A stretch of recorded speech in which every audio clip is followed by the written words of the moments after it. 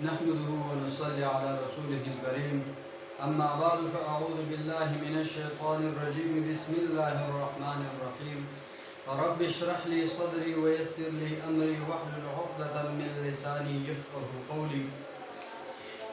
دوستو آج ہم کلمہ کی تقسیم کریں گے اعراب کے اعتبار سے کہ کلمہ معرب ہے یا مبنی. تو تمام کلمات عرب جو ہے وہ دو قسم کی ہے، یا وہ کلمہ معرب ہوگا یا مبنی. مطلب یہاں پر یہ تقسیم جو ہے یہ کلمے کی تقسیم باعتبار اعراب کی ہے کہ کلمہ کے اعراب، کلمہ پر کون سے اعراب آئے گی. کلمہ پر اعراب مطلب کہ آخر کی حالت جو ہے وہ بدل جائے گی یا نہیں. تو اس اعتبار سے اس کلمہ کی دو قسمیں ہیں، یعنی تمام کلمات عرب جو ہے وہ دو قسم پر ہے، ایک معرب اور ایک مبنی. معرب کس کو کہا جاتا ہے؟ معرب وہ کلمہ ہے کہ جس کا آخری حرف جو ہے وہ عامل کے بدلنے کے ساتھ بدلتا رہے. جب آپ عامل کو بدلیں گے کسی کلمے پر تو اس کلمے کا آخر اپنے عامل کے ساتھ اس کی مناسبت کے ساتھ بدلتا رہے. مثال کے طور پر، مثال سے سمجھیں، مثال کے طور پر زید ہے، زید، یا شیطان کا لفظ ہے، شیطان.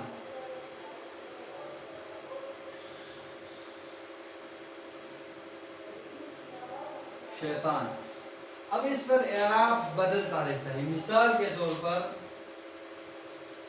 قرآن کی آیت اعوذ باللہ من الشیطان الرجیم، شیطان الرجیم، تو اس پر کیا آیا؟ زیر آیا. یا مثال کے طور پر ان کید الشیطان، کید الشیطان کان ضعیفا، ان کید الشیطان کان ضعیفا. تو یہاں شیطان پر کیا آیا ہے؟ کسر آیا ہے. کیا آیا ہے؟ زیر آیا ہے. کیوں؟ کیونکہ اس صورت میں یہ اس قید کے لیے کیا ہے؟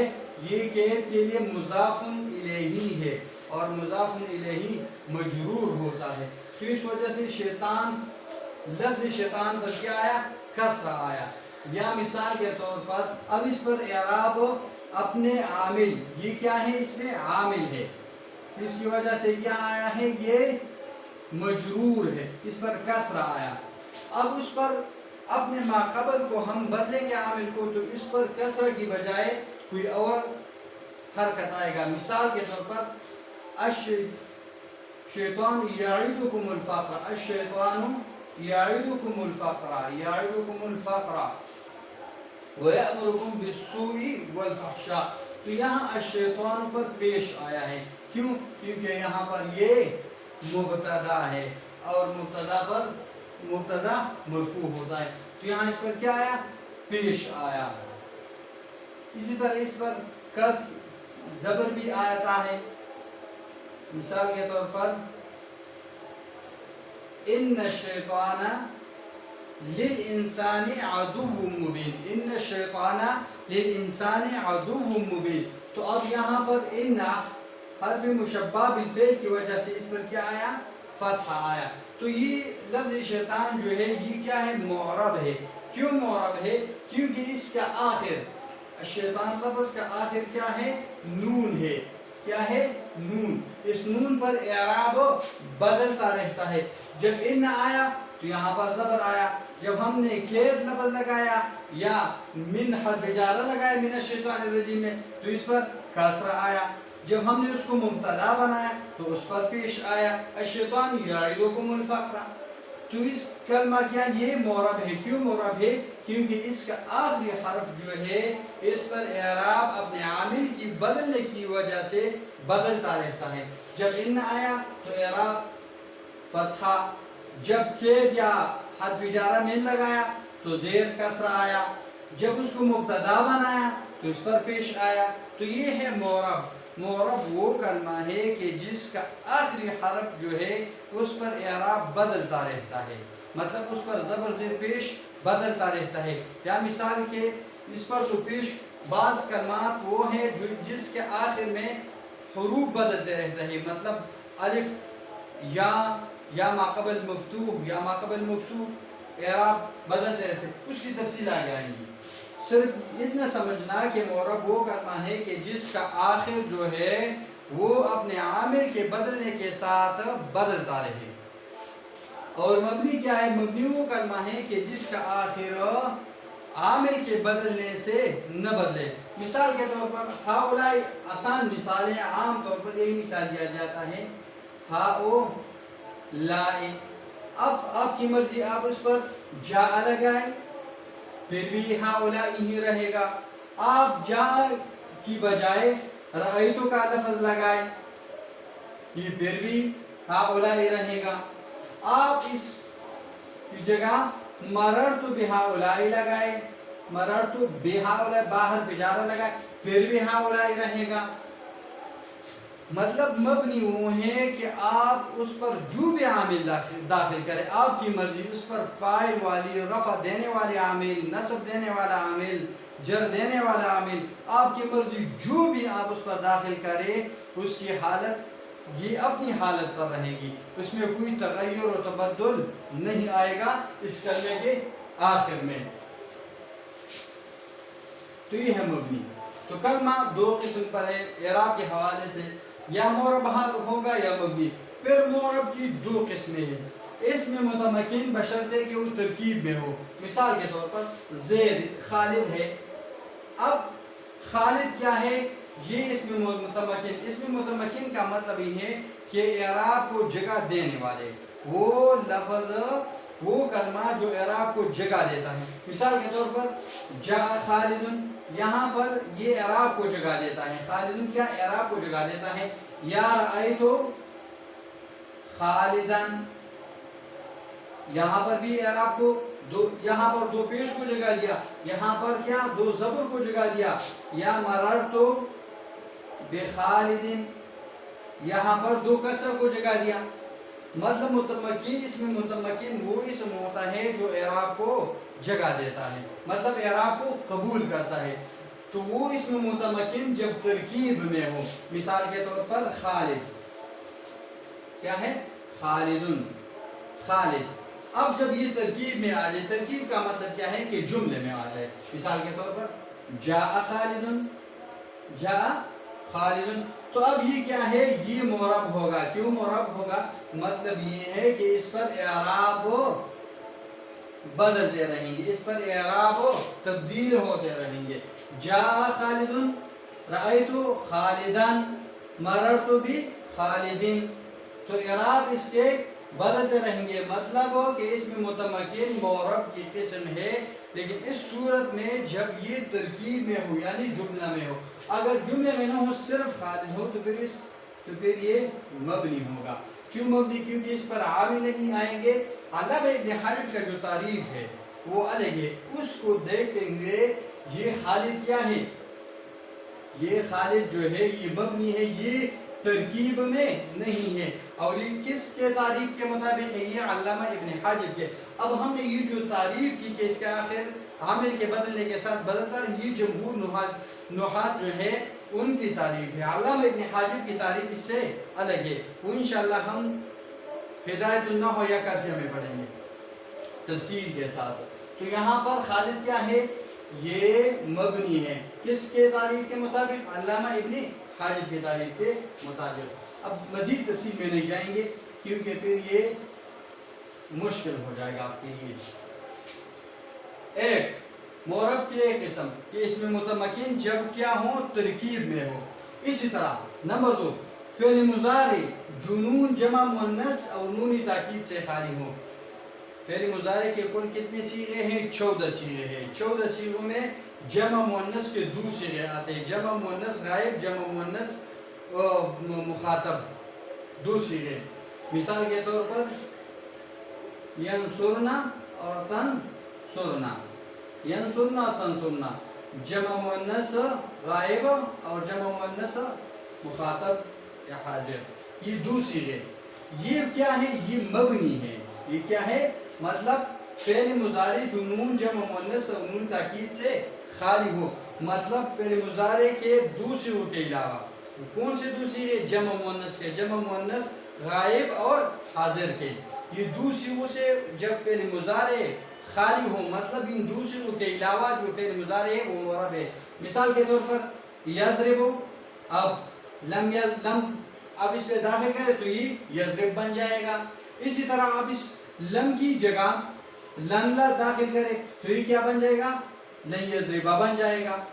لیکن آپ یضربنا پر آپ کی مرضی لم داخل کرے یا لن داخل کرے، وہ یہی ینصرنا اور تنصرنا رہے گا، اس میں کوئی تبدیلی نہیں آ جائے گی. اسی طرح جب نونی تاکید ہو، نونی تاکید ثقیلہ خفیفہ، وہ فعل مضارع کے جس صیغے کے ساتھ ہو آپ لگائیں گے وہ کلمہ پھر مبنی ہو جائے گا، معرب. وہ فعل مضارع کے صیغے پھر معرب نہیں رہیں گے. اس طرح پھر دوسری قسم کلمہ کی، ایک معرب کی دو قسمیں، اس میں متمکن بشرط یہ کہ ترکیب میں ہو. نمبر 2 فعل مضارع کے وہ صیغے، فعل مضارع جنون جمع مؤنث کے دو صیغے ہیں اور نونی تاکید سے خالی ہو تو کیا ہے؟ معرب. تو کلمہ کی ایک قسم معرب، دوسری مبنی. پھر مبنی کی دو قسمیں ہیں، ایک ہے مبنی الاصل اور ایک ہے غیر مبنی الاصل. مبنی الاصل کے تین ہے، مبنی الاصل کی پھر 3 قسمیں ہیں. امر حاضر معروف کے 6 صیغے. فاذهب الى فرعون انه طغى فاذهبا فقولا له قولا لينا وقولوا لهم قولا سديدا. تو مطلب جو 6 صیغے ہیں، تمام حروف عاملہ غیر عاملہ کی تقریباً 9 قسمیں تھی اور حروف غیر عاملہ کی تقریباً 22 قسمیں. پھر فعل ماضی مطلقاً معلوم ہو، مجہول ہو، مثبت ہو، منفی ہو، یہ سارے کے سارے کیا ہے؟ یہ مبنی الاصل ہے. اور دوسری قسم غیر مبنی الاصل، جو مبنی الاصل نہیں ہے. مبنی الاصل یہی 3 ہے اور یہ پھر مبنی غیر اصل کی، مبنی غیر اصل یعنی غیر مبنی الاصل لکھ دے. مبنی الاصل اور غیر مبنی الاصل. غیر مبنی الاصل کی پھر 3 قسمیں ہیں. اسم متمکن جو ترکیب میں واقع نہ ہو. جب ہم نے کہا پہلے پر کہ اسم متمکن جب ترکیب میں ہو تو وہ معرب، اگر ترکیب میں نہ ہو تو مبنی. تو یہی کہہ رہا ہے کہ یہ کیا ہے؟ اسم متمکن جو ترکیب میں واقع نہ ہو. اگر ترکیب میں واقع ہو پھر کیا ہے؟ پھر معرب ہے. دوسری قسم فعل مضارع جس کے ساتھ نون جمع مؤنث اور نون تاکید لاحق ہو، وہ کیا ہے؟ مبنی ہے. یہاں پر ہم نے کہا تھا کہ فعل مضارع جو نون جمع مؤنث اور نون تاکید سے خالی ہو تو وہ کیا ہے؟ وہ معرب ہے. اور اگر نون جمع مؤنث اور نون تاکید سے خالی نہ ہو بلکہ وہ لاحق ہو تو کیا ہے؟ مطلب وہ مبنی ہے. تو یہی بات ہے کہ فعل مضارع جس کے ساتھ نون جمع مؤنث اور نون تاکید لاحق ہو وہ کیا ہے؟ وہ فعل مضارع پھر مبنی ہے. تیسری قسم غیر مبنی الاصل کی، وہ اسم غیر متمکن ہے. اسم غیر متمکن کا مطلب یہ ہے کہ وہ اسم جو اعراب کو جگہ نہیں دیتا، مطلب اس پر اعراب بدلتے نہیں. تو پھر اس کی 8 قسمیں ہیں: مرکب بنائی، اشارات، موصولات، اسماء افعال، اسماء اصوات، اسماء ظروف، اسماء کنایت، مضمرات. اسماء اشارات وہ جس سے ہم اشارہ دیتے ہیں، مطلب ما تلک بیمینک یا موسیٰ. اس طرح موصولات پھر ان میں سے ہر ایک کی انشاءاللہ ہم الگ تفصیل کریں گے. اب یہاں پر صرف اس نقشے کو سمجھنا ہے اور اس نقشے کو سمجھنے کے لیے تھوڑی سی وضاحت کرنی ضروری ہے. باقی ان میں سے اشارات، موصولات، افعال، اصوات ہر ایک کی الگ تفصیل آئے گی. اس طرح موصولات، پھر موصولات کی 2 قسمیں ہیں: مخصوص بالموصول اور غیر مخصوص بالموصول. مخصوص بالموصول کا مطلب کیا ہے؟ مخصوص بالموصول کا مطلب یہ ہے کہ یہی ان اسماء افعال جو موصول جو ہے ان میں سے ہر ایک کا معنی موصول کا ہے. مثال کے طور پر الذی، اللذان جو 10 حروف ہے، الذی، اللذان، اللذین، اللذین، اللتی، اللتان، اللتین، اللاتی، اللواتی، اللائی. تو یہی 10 جو ہیں ان میں سے الذی کا معنی الذی ہی ہے. اللذانی کا معنی اللذانی ہی ہے، لیکن مبنی جو غیر مخصوص بالموصول ہے اس کا معنی یہ ہے کہ ان اسماء موصولہ کے معنی جو ہے موصول کے علاوہ اور بھی ہے. مثال کے طور پر من، ما، زو، اس میں زو کی آپ مثال لے لیں، زو. اب یہاں زو بمعنی بنی طی کی لغت میں زو الذی کے معنی میں ہے. زو کس کے معنی میں ہے؟ الذی کے معنی میں. اور یہی زو جو الذی کے معنی میں ہے بنی طی کے لغت میں یہ مبنی ہے، لیکن یہی زو لفظ جو ہے اس کا ایک اور معنی ہے اور وہ ہے صاحب. یہ صاحب کے معنی میں بھی ہے، صاحب کے معنی میں بھی ہے. اور جو صاحب کے معنی میں ذو صاحب کے معنی ہے، مثال کے طور پر ذو مالن، تو یہ ذو جو ہے یہ ذو معرب ہے، پھر ذو معرب ہے. تو یہاں اس ذو اس کے دو معنی ہے، ایک تو الذی کے معنی میں ہے اور دوسرا کیا ہے؟ صاحب کے معنی میں ہے. تو یہ غیر مخصوص بالموصول ہے. اس کا مطلب یہ ہوا غیر مخصوص بالموصول کا مطلب یہ ہے کہ اس کا معنی صرف اسم موصول کا نہیں ہے بلکہ اس کے اور معنی بھی ہے. اس طرح اسماء اصوات، اسماء اصوات جو ہے یہ کیا ہے؟ وہ الفاظ کہ جن کے ساتھ کسی کو آواز دی جائے یا جن کے ساتھ کسی کی آواز نقل کی جائے. مثال کے طور پر اف اف، مطلب تکلیف کے وقت جو آواز منہ سے نکلتی ہے ہم کہتے ہیں اف. یا بخا، خوشی کے وقت وا وا. تو یہ کیا ہے؟ یہ وہ الفاظ ہیں جس سے ہم کیا کرتے ہیں؟ کسی آواز کو نقل کرتے ہیں. اور جن کے ساتھ کسی کو آواز دی جائے، مثال کے طور پر نخا، اون کو بٹھانے کے لیے جو آواز دی جاتی ہے نخا، اون کو بٹھانے کے لیے.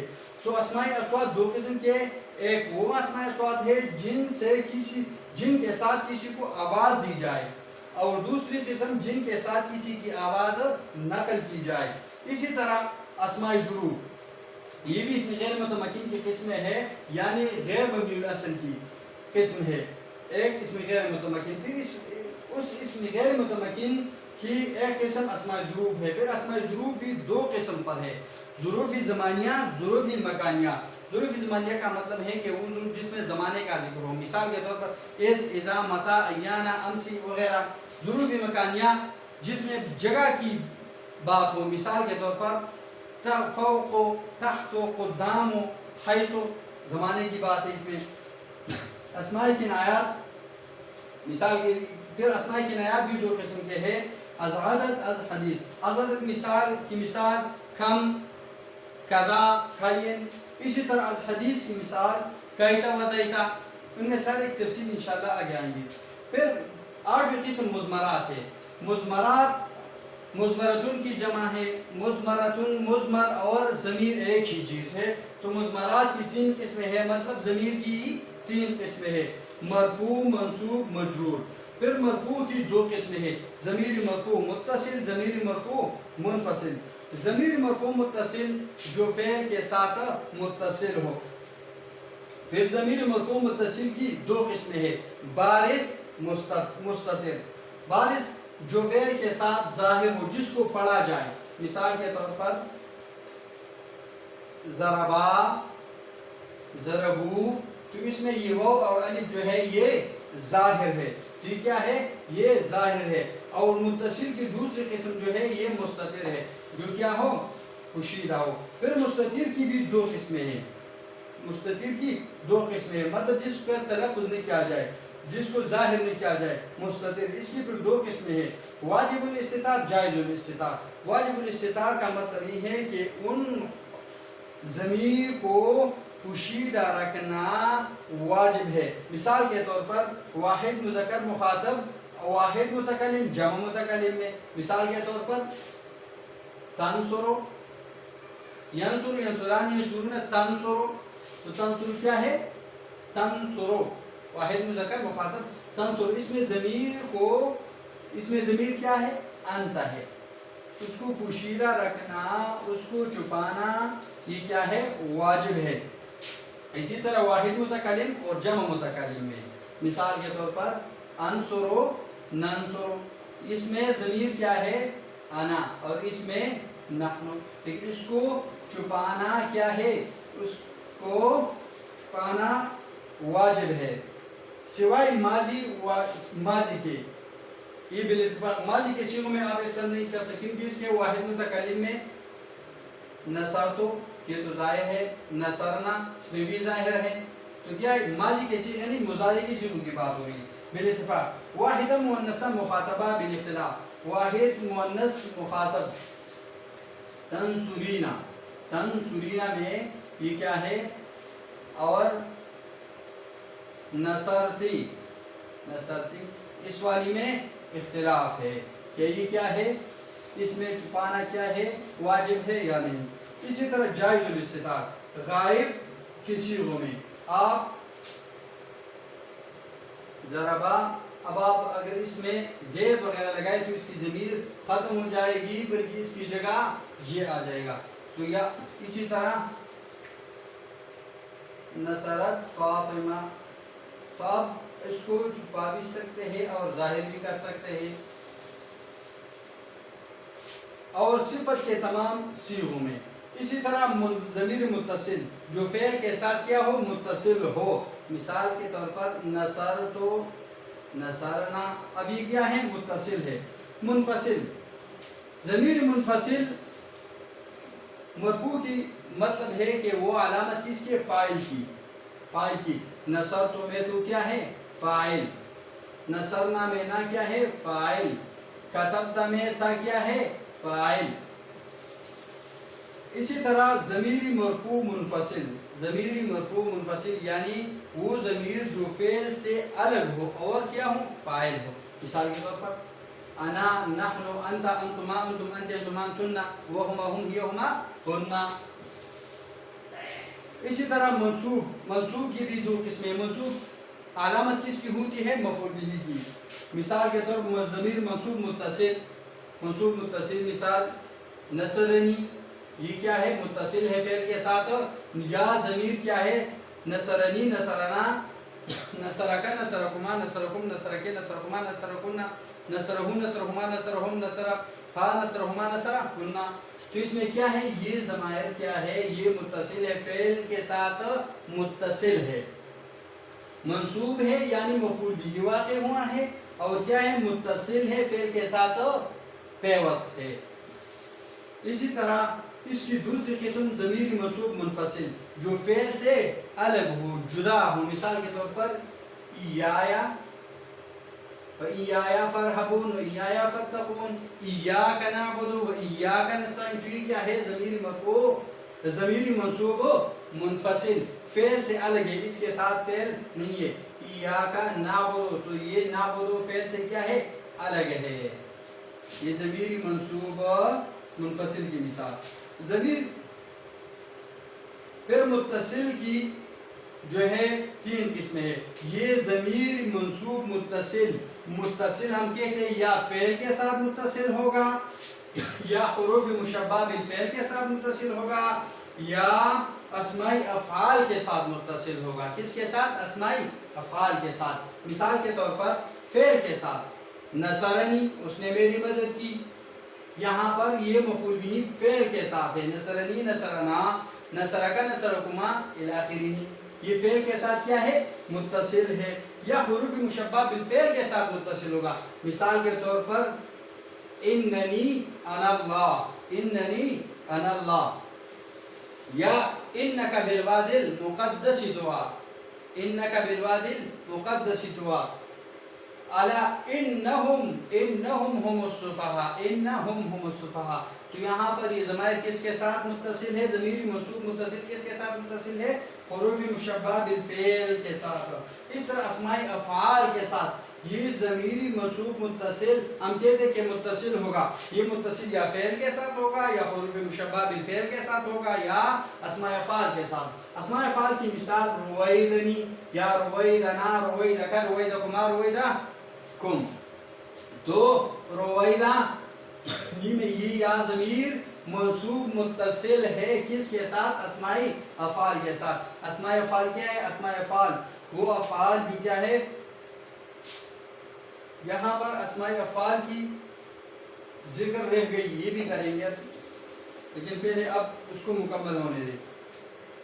یہ کیا ہے مرفوع ضمیر کی 3 قسمیں، مرفوع، مرفوع متصل منفصل، متصل کی 2 قسمیں بارز مستتر، مستتر کی 2 قسمیں واجب الاستتار جائز الاستتار، منصوب کی 2 قسمیں منصوب متصل، منصوب منفصل، منصوب متصل کی اتصال کی 3 صورتیں ہیں، بالفعل، بالحروف المشبہ بالفعل، باسماء افعال۔ اسی طرح مجرور کی صرف ایک ہی قسم ہے متصل، مجرور کی صرف ایک ہی قسم ہے متصل، اور پھر یہ اتصال یا بالاسم المضاف ہوگا یا بالحروف الجارہ۔ بالاسم المضاف کی مثال کہ ضمیر کیا ہے، مثال کے طور پر غلامہ، اب یہو ضمیر کیا ہے، یہ مجرور متصل ہے، اس کے ساتھ کیا ہے، یہو ضمیر غلام لفظ کے ساتھ متصل ہے، تو یہ کیا ہے مضاف، متعلق متصل بالمضاف، کیا ہے بالمضاف۔ پھر اب یہ اس کو 2 قسموں میں، اس کو اور 2 قسمیں ہونی چاہیے، کیا ہے یہ اسم مضاف، پھر اس کی 2 قسمیں ہونی چاہیے، 2 قسمیں کون کون سی؟ کیا یہ جامد ہوگا بالاسم المضاف، یہ جامد ہوگا، مثال کے طور پر غلامہ، غلامہ، یا ضاربہ، مشتق ہوگا، یا جامد یا مشتق۔ تو مطلب متصل بالمضاف کی پھر 2 قسمیں ہیں، یہ اسم جو ہے متصل بالاسم المضاف، یہ اسم المضاف یا جامد ہوگا جیسے غلامہ، یا مشتق ہوگا جیسے ضاربہ، اور یا حروف جارہ، مثال کے طور پر بھی، یہ ضمیر مجرور متصل، کس کے ساتھ متصل ہے، کس کے ساتھ پیوست ہے، با حرف جار کے ساتھ۔ یہاں پر ہم نے اسماء افعال کی بات کی کہ ضمیر منصوب متصل کی 3 صورتیں ہیں، یا فعل کے ساتھ متصل ہوگا، یا حروف مشبہ بالفعل کے ساتھ متصل ہوگا، یا اسماء افعال کے ساتھ متصل ہوگا۔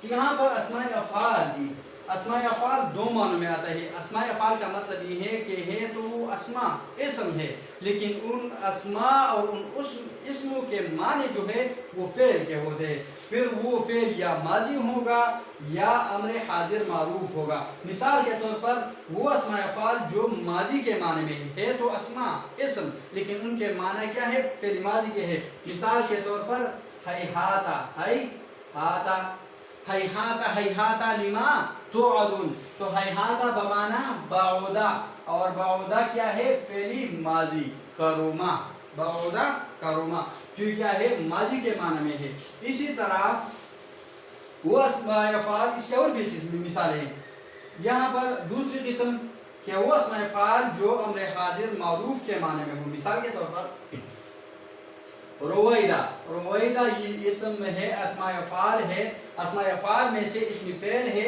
اور اس کا معنی ہے امہل، امہل بمعنی مہلت دینا، تو رویدہ امہل کے معنی میں ہے، اور امہل کیا ہے، یہ امر حاضر کا صیغہ ہے، امر حاضر کا صیغہ ہے، تو یہ کیا ہے، یہ اسماء افعال جو امر حاضر کے معنی میں ہے۔ یعنی یہ بات کس کی ہو رہی تھی کہ کلمہ کی 2 قسمیں ہیں، معرب مبنی، معرب کی 2 قسمیں تھی، اس میں متمکن بشرط ترکیب، فعل مضارع جو نون جمع مؤنث اور نون تاکید سے خالی ہو، دوسری قسم مبنی، مبنی کی 2 قسمیں تھی، مبنی الاصل، غیر مبنی الاصل، مبنی الاصل کی 3 قسمیں تھی، امر حاضر معروف، امر حاضر معروف۔ تو اسماء افعال کو بھی ہم نے کیا کہا کہ وہ کیا ہے، وہ بھی مبنی ہے، کیا ہے وہ مبنی، کیوں؟ کیونکہ یہ مبنی الاصل کے مشابہ ہے، اور مبنی الاصل میں کیا ہے، اس میں غیر متمکن کیا ہے، اس میں غیر متمکن وہ اسماء جو مبنی الاصل کے مشابہ ہے۔ تو اسماء افعال جو ہے یہ کیا ہے، یہ مشابہ ہے، یہاں پر ایک معنی ماضی ہے، اور ماضی مطلقاً کیا ہے، مبنی الاصل، دوسری معنی امر حاضر معروف، امر حاضر معروف مبنی الاصل ہے۔ اسی طرح اسماء اصوات یہ افتقاری، اس میں کیا ہے، وہ مشابہت افتقاری ہے، تفصیل بعد میں آئیں گی، اور وہ کیا ہے، کس میں ہے، حروف میں ہے کہ حروف محتاج ہے، اس میں افتقار ہے، احتیاج ہے، دوسرے کلموں کے ساتھ مل کر یہ معنی دیتا ہے، اکیلے یہ اپنا معنی نہیں دیتا۔ تو اسماء افعال، اسماء افعال یہاں پر ہم نے کہا کہ اتصال یا بالفعل، حروف مشبہ یا اسماء افعال، تو اسماء افعال 2 معنوں میں آتا ہے، یا بمعنی ماضی ہوگا یا بمعنی امر حاضر معروف۔ انشاءاللہ ان میں سارے کی تفصیل آگے آئیں گی. وآخر دعوانا ان الحمد للہ رب العالمین.